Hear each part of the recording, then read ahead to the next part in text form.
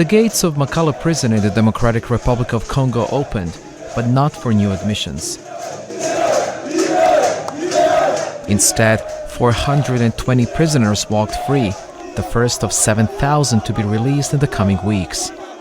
A move welcomed by prisoners' rights activists. What we are doing is looking at the extent to which we can drastically reduce the overcrowding, enabling us to completely refurbish the prison, while at the same time building another prison. Makala prison was built in 1957 for just 1,500 inmates, but now holds 10 times more. Most of them have never faced trial.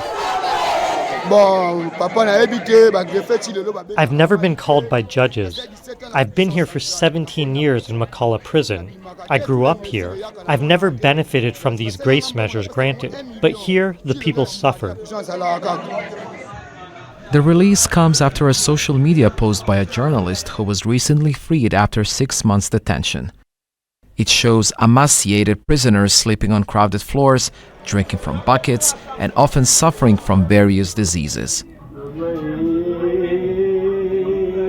Overcrowding in prisons has been a decade-long problem in the DRC. Human rights advocates say it's caused by a lack of state resources and arbitrary detentions by security forces. Last year, 66 inmates died in just 2 months from malnutrition and lack of care. The conditions are very difficult. The prisoners die every day.